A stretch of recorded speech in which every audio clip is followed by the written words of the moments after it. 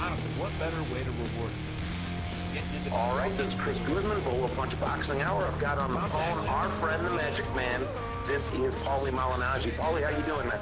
I'm doing great, man. How's everything going? Good? Beautiful. I hope New Year's and Christmas found you and your family in good health and everything. Everything is A-okay. Just ready to do some damage on the fifth. Well, there's a man named Herman Ngoudjo that seems to have plenty of things to say about you. I don't want to anger you or anything. It's probably nothing you haven't read already. But, I mean, his quotes are pretty vicious about you. He says you're going to be his girlfriend in the ring. He says he's going to punish you and that you can't take his power. Yeah. I'm just going to push play on the Malignaggi button now and see what you got to say. Well, I think Herman Ngoudjo is trying to convince himself that he's got a chance in this fight, so he's talking it up, saying things that really make no sense. I mean, I can't take his punches. It's laughable because he's not exactly the biggest puncher, you know? So I just think he's trying to do anything and say anything to really give himself some confidence because he has none. And at the end of the day, whether he's intimidated or not really doesn't matter because he's going to still catch the same beating on the fifth. He says your punches have nothing on them. He says you can't.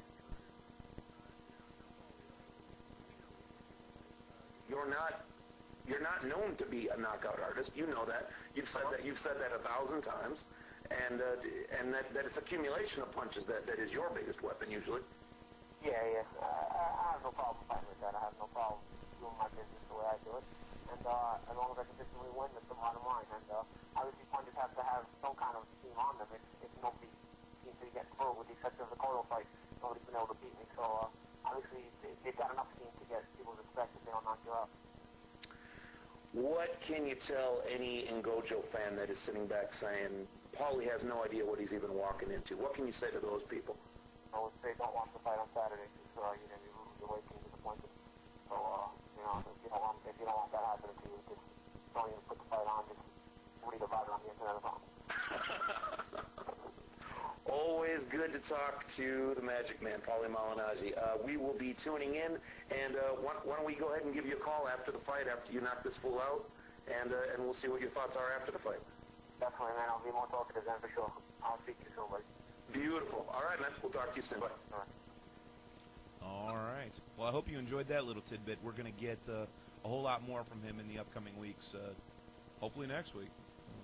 Might even be able to get him on live, ask him some real-time questions, get some instant message questions in from our listeners. We always love doing that. What do you think of Paulie Malignaggi, Emil? Oh, he's a very candid guy. We actually had an interview with him earlier in the year, right after Zab Judah fought. We talked to him a little bit about Zab Judah fighting Miguel Cotto. You're going to hear a little bit more Paulie Malignaggi a little bit later on tonight when we go through our quotes of the year, right from our Bolo Punch archives. Yeah, he's always been really candid. He's a very slick boxer. He bends at the waist probably better than any fighter that you could name. Really well. Really yeah. well.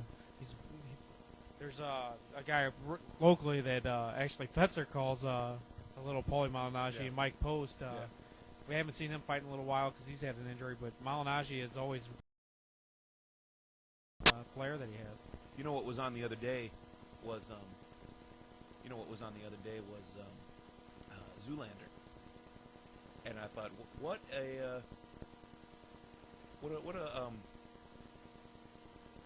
likeness, Zoolander and Paulie Malignaggi. I really thought, he does look kind of like that guy from Zoolander.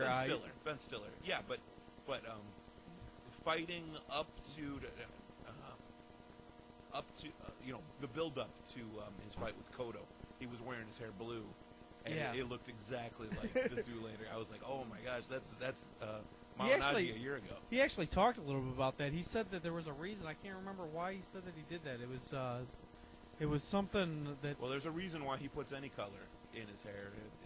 He's just, I don't know, he's just different. He's sort of a Dennis Rodman type. I mean, I've never been that big of a fan of the look at me, but I just dig his style. I just always have. I dig the fact that he is not a power puncher, yet he almost always wins. I mean, he's only got one loss, and it's against one of the elite fighters on the planet right now, Miguel Cotto. Well, there's a lot of fighters that are cocky, and it rubs off on people wrong. But the way that he's cocky doesn't necessarily rub off on on people the wrong way. I don't know. The way he is, it actually draws you to him. Well, I asked him. I said, I mean, you just heard it in the interview. I asked him. I said, point blank, what do you tell to all the Herman Ngoudjo fans out there that say that Paulie's walking into a big problem with this fight against Ngoudjo Saturday night? And he said, real clearly, don't watch the fight. If you think I'm walking into something, then you're not going to want to watch. Just watch something else on TV, and then, I don't know, read about it on the internet in the morning. Yeah, I don't know about that. But I don't know how much trouble Ngoudjo can give him. I mean, he fought Miguel Cotto and handled him, and Miguel Cotto had a great fight for what was the first like 8-9 rounds. Yeah. He was right in that fight.